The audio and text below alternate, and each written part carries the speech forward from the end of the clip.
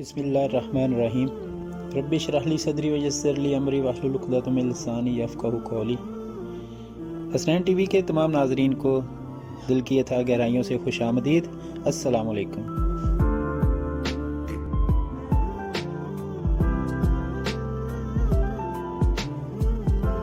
Professor صاحب لکھتے ہیں کہ کافی عرصہ کی بات ہے کہ جب میں لیاقت میڈیکل کالج جام شروع میں سروس کر رہا تھا تو وہاں لڑکوں نے سیرت النبی صلی اللہ علیہ وآلہ وسلم کانفرنس منعقد کرائی اور تمام اساتذہ کرام کو مدعو کیا۔ چنانچہ میں نے ڈاکٹر عنایت اللہ جو کہ آرتھوپیڈک تھے، ہڈی جوڑ کے ماہر تھے، ان کے ہمراہ کانفرنس میں شرکت کی۔ اس نشست میں اسلامیات کے ایک لیکچرار نے حضور اقدس صلی اللہ علیہ وآلہ وسلم کی پرائیویٹ زندگی پر مفصل بیان کیا اور آپ صلی اللہ علیہ وآلہ وسلم کی ایک ایک شادی کی تفصیل بتائی کہ یہ شادی کیوں کی اور اس سے امت کو کیا فائدہ ہوا۔ یہ بیان اتنا مؤثر تھا کہ حاضرین مجلس نے اس کو بہت سراہا۔ کانفرنس کے اختتام پر جب ہم دونوں جام شروع سے حیدرآباد بدریہ کار آ رہے تھے تو ڈاکٹر عنایت اللہ جوکھیوں نے عجیب بات کی۔ انہوں نے کہا کہ آج رات میں دوبارہ مسلمان ہوا۔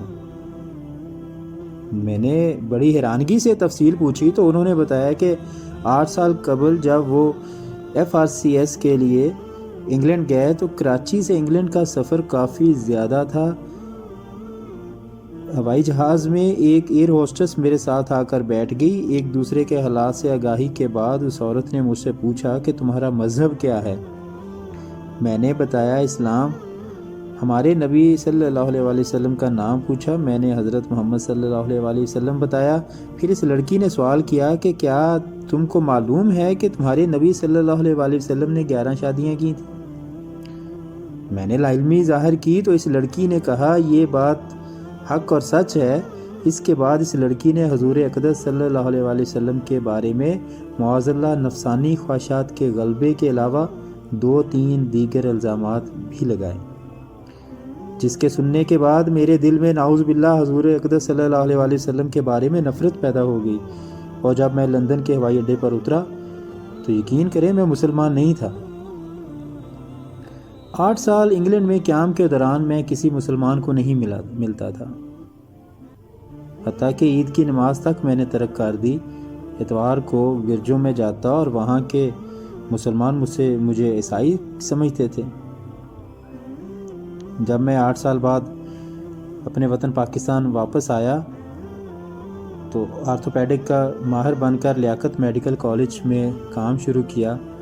یہاں بھی میری وہی عادت رہی، لیکن آج رات اس لیکچرار کا بیان سن کر میرا دل صاف ہو گیا اور میں نے پھر سے کلمہ پڑھا ہے۔ غور کیجئے کہ ایک عورت کے چند کلمات نے مسلمان کو کتنا گمراہ کیا، اور اگر آج ڈاکٹر عنایت اللہ یہ بیان نہ سنتے تو پتہ نہیں ان کا کیا بنتا۔ اس کی وجہ ہم مسلمانوں کی کم علمی ہے۔ ہم حضور صلی اللہ علیہ وآلہ وسلم کی زندگی کے متعلق نہ پڑھتے ہیں اور نہ جاننے کی کوشش کرتے ہیں۔ کتنی میٹنگز میں جب کوئی ایسی بات کرتا ہے تو مسلمان کوئی جواب نہیں دیتے، ٹال دیتے ہیں، جس سے اعتراض کرنے والوں کے حوصلے بلند ہوتے ہیں۔ اس لیے بہت اہم ہے کہ ہم اس موضوع کا مطالعہ کریں اور موقع پر حقیقت لوگوں کو بتائیں۔ میں ایک دفعہ بہاولپور سے ملتان بدریہ بس سفر کر رہا تھا۔ ایک آدمی لوگوں کو حضور صلی اللہ علیہ وسلم کی شادیوں کے بارے میں گمراہ کر رہا تھا۔ میں نے اس سے بات شروع کی تو وہ چپ ہو کر باقی لوگ بھی ادھر ادھر ہو گئے۔ لوگوں نے حضور صلی اللہ علیہ وآلہ وسلم کی عزت اور ناموس کی خاطر جانیں قربان کی ہیں۔ کیا ہمارے پاس اتنا وقت نہیں ہے کہ ہم اس موضوع کے چیدہ نکات کو یاد کر لیں اور موقع پر لوگوں کو بتائیں؟ اس بات کا احساس مجھے ایک دوست نے دلایا جو انگلینڈ میں ہوتے ہیں اور ایک قافلے کے ساتھ آئے تھے۔ انگلینڈ میں ڈاکٹر صاحب کے کافی دوست دوسرے مذاہب سے تعلق رکھتے تھے، وہ ان کو اس موضوع پر صحیح معلومات فراہم کرتے رہتے ہیں۔ انہوں نے چیدہ نکات بتائے جو میں آپ حاضرین کی پیش خدمت کر رہا ہوں۔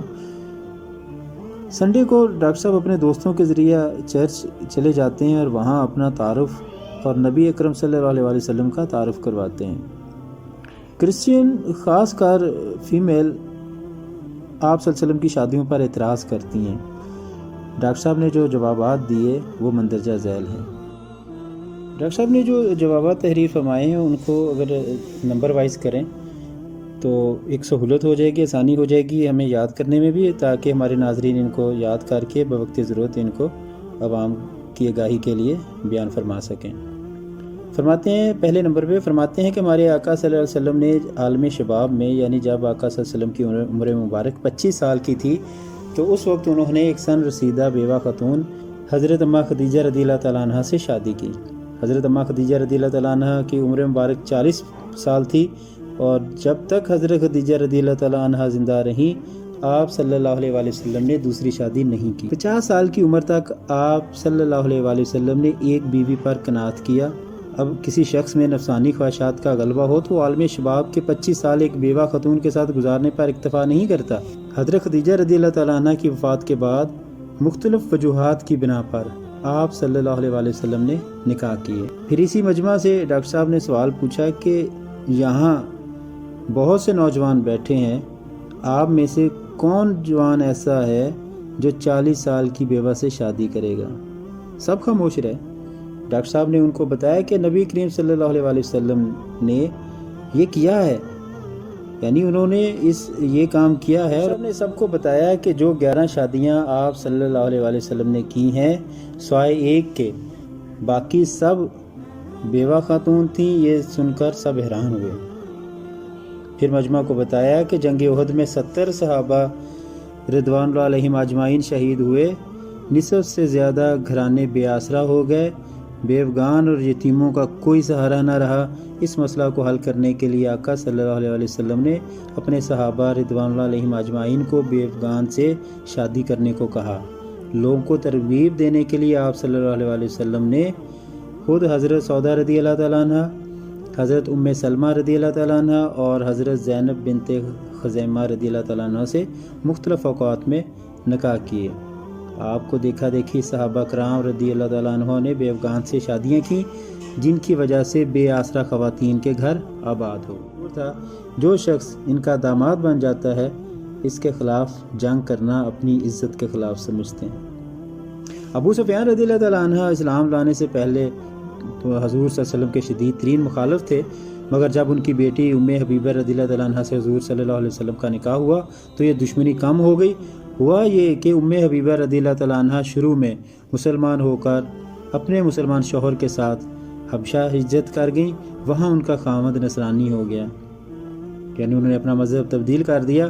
تو حضرت ام حبیبہ رضی اللہ تعالیٰ عنہ نے اس سے علیحدگی اختیار کی اور بہت مشکلات سے گھر پہنچیں۔ آقا صلی اللہ علیہ وآلہ وسلم نے ان کی دلجوئی فرمائی اور بادشاہ حبشہ کے ذریعے ان سے نکاح کیا۔ پھر حضرت جویریہ رضی اللہ تعالیٰ عنہ کا کے والد قبیلہ مستلق کا سردار تھا۔ یہ قبیلہ مکہ مکرمہ اور مدینہ منورہ کے درمیان رہتا تھا۔ آقا صلی اللہ علیہ وسلم نے اس قبیلہ سے جہاد کیا، ان کا سردار مارا گیا۔ حضرت جویریہ رضی اللہ تعالیٰ عنہ قید ہو کر ایک صحابی رضی اللہ تعالیٰ عنہ کے حصہ میں آئی۔ صحابہ کرام رضوان اللہ علیہم اجمعین نے مشورہ کر کے سردار کی بیٹی کا نکاح حضور صلی اللہ علیہ وسلم سے کر دیا، اور اس نکاح کی برکت سے اس قبیلہ کے 100 گھرانے آزاد ہوئے اور سب مسلمان ہو گئے۔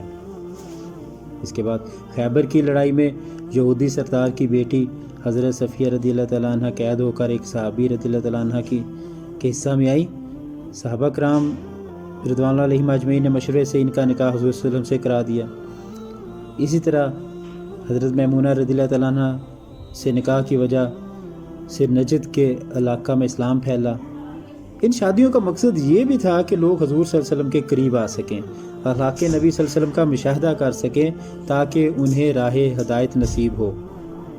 حضرت ماریہ رضی اللہ تعالیٰ عنہ سے نکاح بھی اسی سلسلہ کی کڑی تھا۔ آپ پہلے مسیحی تھیں، کرسچین تھیں، ان کا تعلق ایک شاہی خاندان سے تھا۔ ان کو بعض نتینی بادشاہ شاہ مقوقس نے بطور ہدیہ کہ آپ صلی اللہ علیہ وسلم کی خدمت اقدس میں بھیجا تھا۔ حضرت زینب بنت جہش رضی اللہ تعالیٰ عنہ سے نکاح متبنی کی رسم توڑنے کے لیے کیا۔ حضرت زید رضی اللہ تعالیٰ عنہ حضور صلی اللہ علیہ وسلم کے متبنی منہ بولے بیٹے کہلاتے تھے۔ ان کا نکاح حضرت زینب بنت جہش رضی اللہ تعالیٰ عنہ سے ہوا۔ مناسبت نہ ہونے کی وجہ سے حضرت زید رضی اللہ تعالیٰ عنہ نے طلاق دے دی تو آقا صلی اللہ علیہ وسلم نے نکاح کر لیا اور ثابت کر دیا کہ متبنی ہرگز حقیقی بیٹے کے ذیل میں نہیں آتا۔ یہاں پہ اپنا کلام جاری رکھتے ہوئے ڈاکٹر صاحب نے بتایا کہ علوم اسلامیہ کا سرچشمہ قرآن پاک اور حضور اقدس صلی اللہ علیہ وسلم کی سیرت پاک ہے۔ آپ صلی اللہ علیہ وسلم کی سیرت پاک کا ایک پہلو محفوظ کرنے کے لیے مردوں میں خاص کر صحابہ صفہ رضی اللہ تعالیٰ عنہ نے بڑھ چڑھ کر حصہ لیا۔ عورتوں میں اس کام کے لیے ایک جماعت کی ضرورت تھی، ایک صحابیہ سے کام کرنا مشکل تھا۔ اس کام کی تکمیل کے لیے آپ صلی اللہ علیہ وسلم نے کئی نکاح کیے۔ آپ نے حکماً ازواج مطہرات رضی اللہ تعالیٰ عنہ کو ارشاد فرمایا کہ ہر اس بات کو نوٹ کریں جو رات کے اندھیرے میں دیکھیں۔ حضرت بی بی عائشہ رضی اللہ تعالیٰ عنہ جو بہت ذہین، زیرک اور فہیم تھیں، حضور صلی اللہ علیہ وسلم نے نسوانی احکام و مسائل کے متعلق آپ کو خاص طور پر تعلیم دی۔ حضور اقدس صلی اللہ علیہ وسلم کی وفات کے بعد حضرت بی بی عائشہ رضی اللہ تعالیٰ عنہ 48 سال تک زندہ رہیں اور 2210 احادیث سے مبارکہ آپ رضی اللہ تعالیٰ عنہ سے مروی ہیں۔ صحابہ کرام رضوان اللہ علیہم اجمعین فرماتے ہیں کہ جب کسی مسئلے میں شک ہوتا تو حضرت بی بی عائشہ رضی اللہ تعالیٰ عنہ کو اس کا علم ہوتا۔ اسی طرح حضرت ام سلمہ رضی اللہ تعالیٰ عنہ کی روایات کی تعداد بھی 368 ہے۔ ان حالات سے ظاہر ہوا کہ ازواج مطہرات رضی اللہ تعالیٰ عنہ کے گھر عورتوں کی دینی درسگاہیں تھیں، کیونکہ یہ تعلیم قیامت تک کے لیے تھی اور ساری دنیا کے لیے تھی اور ذرائع ابلاغ محدود تھے، اس لیے کتنا جانفشانی سے یہ کام کیا ہوگا اس کا اندازہ آج نہیں لگایا جا سکتا۔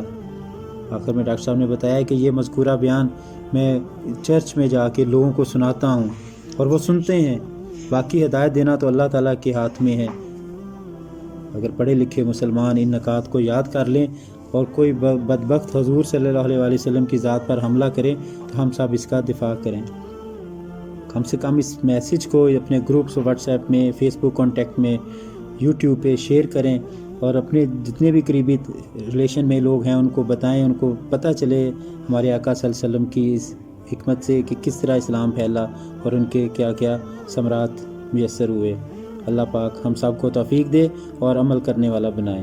جزاکم اللہ خیر۔ Watching this video. اگر ابھی تک آپ نے اپنے favourite channel Hasnain T V کو سبسکرائب نہیں کیا تو جلدی سے سبسکرائب کر لیں اور ساتھ بیل آئیکن کو بھی پریس کر لیں تاکہ آپ کو ملتے رہیں آپ کی پسندیدہ ویڈیوز صرف حسنین ٹی وی پر۔ ساتھ میں لائک اور شیئر بھی ضرور کر دیں تاکہ یہ ویڈیوز آپ کے اپنے پیاروں تک بھی پہنچ سکے۔